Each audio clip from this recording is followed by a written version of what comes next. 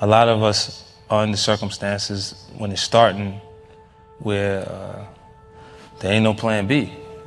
Shit gotta work. If it don't work, what's gonna happen? You know, so if you're in that point and position, you go, what's working? And you start to get influence or you sway to what's actually working at the moment.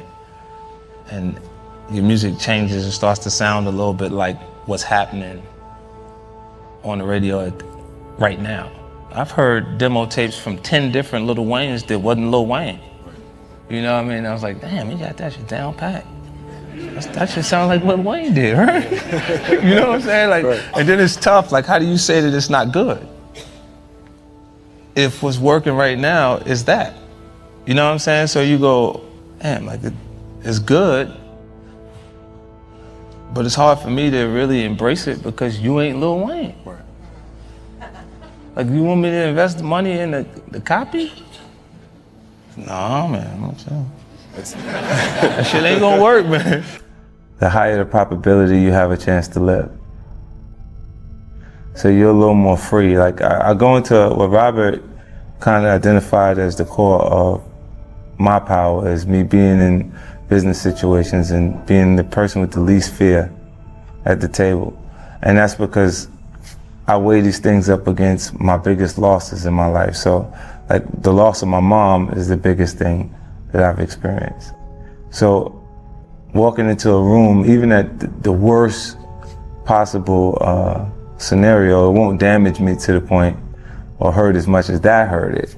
So I'll go in there in a secure space, able to speak and ask the questions, and I'd rather feel like I'm unaware for the moment within those quarters than to feel like I'm unaware in a losing situation. I thought I was ready in '97. Right.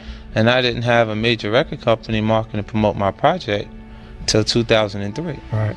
You know, so for that time period, I had to run on my own energy. You know, I had to convince myself that I'm gonna make it.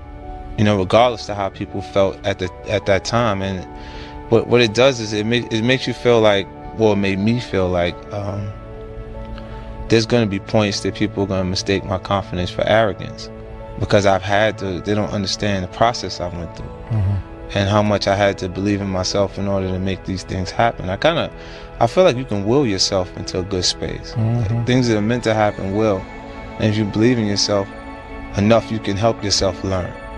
You can inspire, yourself in different ways where you can actually discipline yourself. Mm-hmm. To the point that you can become good enough. Like, from '97, like when I started writing, it was full time. Like, every day I was writing music because I had no choice. If I was gonna stop hustling, then how was I gonna provide or continue the lifestyle that I created for my son's mom, my son, and myself? Mm-hmm. Under those circumstances, when you're in an environment where you meet aggression with aggression, or you're deemed weak, and the weak becomes the prey, you gotta kind of back people off of you at different points.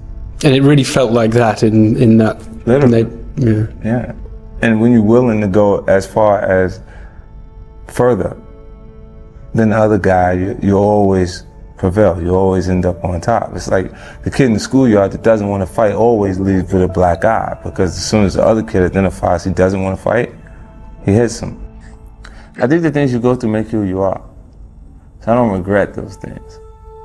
I don't regret them because I don't think I'd be who I am today if I wasn't exposed to those situations. If you ask me, those are unfortunate situations that I've had to experience. And if I had a choice, I would have definitely went in a different direction. I might have wanted to go to school for business instead of having to go through this portion of my life. No matter how much you feel like you're prepared for something, it never happens on your time, like when you think you're ready, like it's supposed to happen. It always happens when it's supposed to happen. Because the period that you feel ready and people are not acknowledging the material the way you feel like they should because it's good, is the time that you actually develop skin thick enough to survive when it does work. Just my experience. Like I've somehow ended up under circumstances where I've been up against the toughest things in the environment that I come out of before any success takes place. then I always say if there was someone to run and go get, I would have ran and got them, but I have to run get me. So I had to come back myself every time. So that it just makes me not look at what would be the bigger situations in front of me or harder circumstances don't seem so rough to me no more. You know, like, because I've already been up against the toughest things, the biggest obstacles. Yeah, I'm not interested in the financial outcomes. I want to continue success, but there's no specific mark of finances to the work. Because to be honest with you, if I'm sitting here with you a year from now, 2 years from now, and they're like, "You did it, you're a billionaire," I'ma still be saying, "Yeah, but I got another idea." Right. I had a new idea, and it's what I think is representation of a person who's truly ambitious. Because ambition isn't a learned behavior, it's a part of your natural character, and you'll always find something to be passionate about, or a new goal, or a new... You see guys sell companies $5-6 billion and go, yeah, okay, now what's the next one? And that the circumstances I grew under, I absolutely have to be prepared for it. Like the fighters, they look good after they have 8 weeks of training and they focus their mind for 8 weeks straight. You got 8 seconds in the street. You got 8 seconds to adjust and do what you gotta do. You know what I mean? It's not like it's gonna be, we can go home and think about the fight before you run into the person.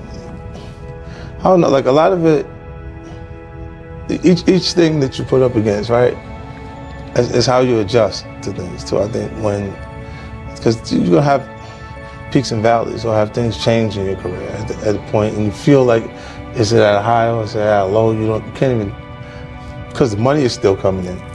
You don't feel like there's a change in finances, but you'll see things that you go, wait, I don't understand why they're doing this. Even now in film and television, I'll look around and go, wait, what is this? Like, I don't know what they're doing. Like, why'd they pick this up? If I don't understand what's going on, then I'm not sure I'm as good as I think I am, right? If you're confused at how the operation is working, then you don't know. If everything I pick is working, you feel great about that, but you go, what is all the other stuff that they're picking? Right. What is that? Like, how much does that equate to as far as the audience that they have at the network, or why are they doing it? You know, and just trying to understand that, because I guess eventually I'll be the network. I'm a rapper, an entrepreneur, a person that has doesn't see limitations. I'm a person who has high expectations for myself. And when I actually start to look at some of the things that I've accomplished, and I become a little more interested in my legacy, like what people remember me as, is what made it more important that I involve myself in philanthropy. Because the people that resonate the strongest in their absence have done more for people when they were actually in good positions. And it's why I'm here. There's nothing that can actually compare to when it's right. What it feels like when it's right. The music is just dead right, and it's like that energy that's there, man, it's a special kind of high that you get addicted to, and you'll chase it for the rest of your actual career. When you feel that feeling, whether it's your first album, second album, third album, just a single, because a lot of artists have a career long enough for one song, but when you feel what that feeling is, you ain't gonna replace it.